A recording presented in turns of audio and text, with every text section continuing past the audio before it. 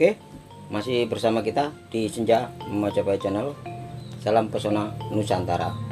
Kali ini kita juga berada di lokasi Candi Brau.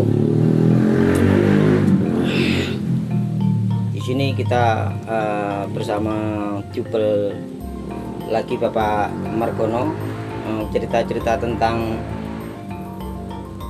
bagaimana di tahun cerita zaman dulu di tahun 70-an ke atas 80-an. Bisa untuk sedikit diceritakan masalah kehidupan orang zaman dulu. Ya. Jadi dulu masyarakat zaman dulu, masa kehidupannya, jadi kebanyakan dulu itu pertanian.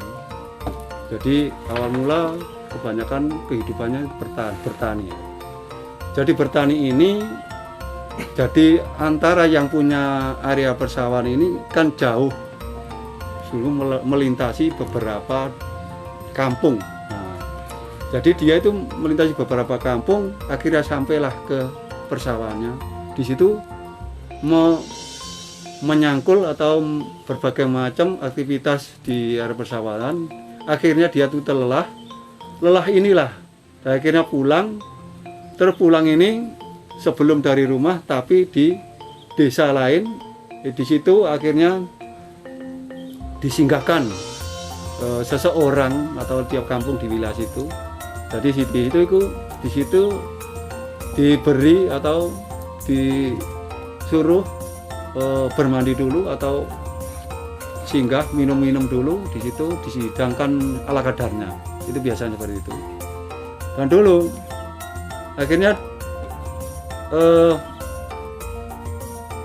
di situ disuruh lelah, akhirnya dia tuh pulang.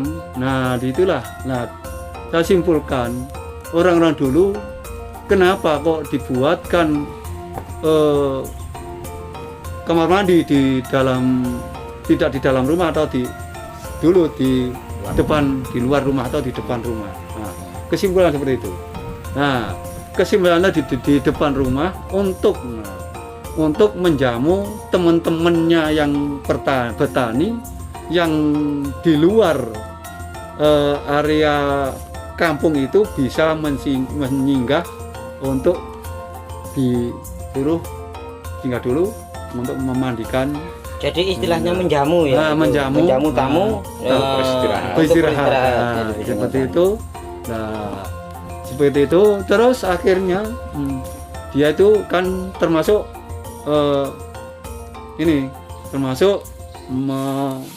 memudahkan orang itu lelah, bisa untuk singgah, istirahat. Jadi tempat itu. Nah, itulah. Jadi orang-orang dulu itu antusias. Jadi dikatakan sekarang itu relawan itu tidak merasa ya. Jadi akhirnya itu orang itu berarti zaman dulu itu banyak yang seperti berpikirnya itu sangat suka memberi. Nah, jadi kayak seperti tahun ini ya, itu ada yang namanya COVID, yaitu ya untuk cuci tangan sebelum itu gitu ya. Padahal dulu itu sudah ada. Makanya ada sumur yang di depan. Itu ini anak ini. Jadi sejak zaman dulu itu sudah ada yang seperti itu ya, seperti contoh yang tahun ini ini. Padahal dulu sudah menganjurkan dari sawah atau dari mana sudah menyucikan diri untuk kebersihan dari arah istilah apapun yang menempel di badan kita itu harus bersih sebelum masuk rumah. Nah, itu. Jadi mengapa ini tujuan? Jadi mengapa tujuan orang-orang zaman dulu itu membuat sumur atau di depan itu? Ya, itu tujuannya untuk salah satu orang-orang yang mau singgah lah, istirahat di rumah teman kita. Jadi biar orang itu tidak kelelahan, biar pulangnya kan jauh. Nah, ini. Jadi itulah. Jadi dulu rumah-rumah dulu itu bukan seperti rumah sekarang. Nah, terus gini. Kan zaman dulu kemungkinan ada kok terasnya ndak terlalu tinggi ya. Itu apa itu yang dimaksud seperti itu Pak Margono bisa di. Jadi ini kenapa sih kok teras dengan sekarang itu tidak ditinggikan aja? Bikin rumah itu yang kebanyakan itu dulu itu kebanyakan tidak tinggi, mungkin sekening ya dulu itu. Jadi dulu ini alasannya biar tahu. Jadi dulu kenapa kok tidak tinggi ini alasannya supaya kita itu menghormati atau kita berkunjung ke rumah sekerabat atau teman itu tidak terasa kita sudah menghormati ya. Itu alasan seperti itu. Jadi itulah. Jadi ada tindak tanduk tindak tanduk yang kita kunjungi. Nah, itu akan tetapi orang itu tidak terasa dikenakan seperti itu. Sudah menghormati, rumah itu dengan tata cara berbentuk bangunan rumah. Merunduk sudah merunduk. Itulah sekali. Itu. Jadi itulah. Jadi ini untuk selanjutnya biar anak-anak muda itu harapan Pak Margono ke depan itu apa? Apa? Jadi anak-anak muda zaman sekarang atau dulu aja sudah sampai gitunya orang tua untuk membangun itu aja ada makna dan tujuan.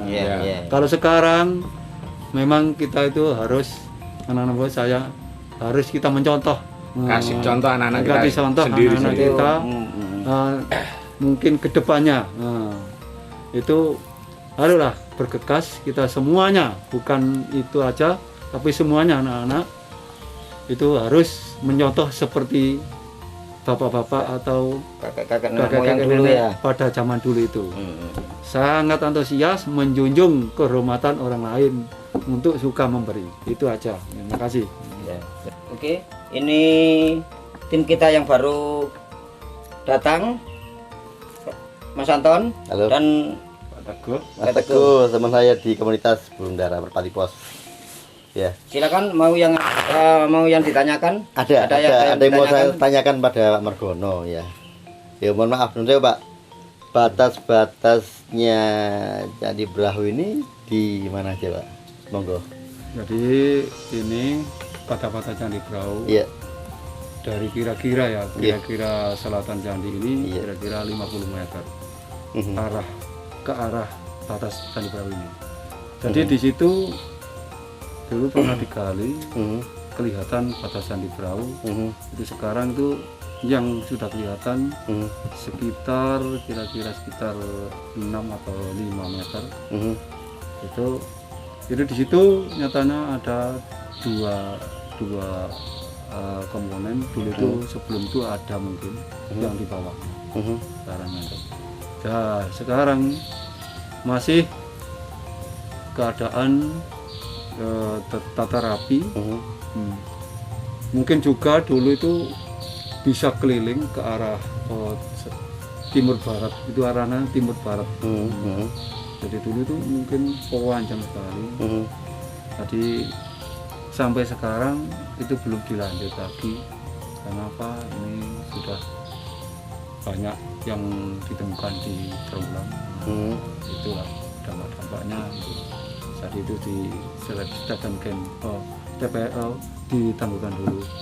Jadi penemuan yang lain batasnya itu ya. Oke, itu tadi sampai sekarang hanya itu yang diketahui. Itu yang bisa buat batasnya candi ini Pak ya, lokasi candi ini ya. Iya. Itu. Jadi, yang lain mungkin Pak? Kalau yang lain itu sampai sekarang belum nampak. Kalau dulu ada nampak lagi sebelah timur ya. Di timurnya itu dulu kan ada selokan saluran air gitu ya. Saluran air itu dulu nampak, sekarang tidak nampak lagi. Itu budaya rupanya ya. Di timurnya itu ada. Jadi ini untuk Candi Brahu berarti ada saluran air. Saluran air juga termasuk juga tanda bata itu Pak ya. Iya, itu. Itu teman oleh masyarakat awalnya lah ya. Buka. Iya dah. Ini berkat waktu ya, sudah waktu lah. kita sampaikan lah. Nggih. Masih di Senja Majapahit Channel. Salam pesona Nusantara.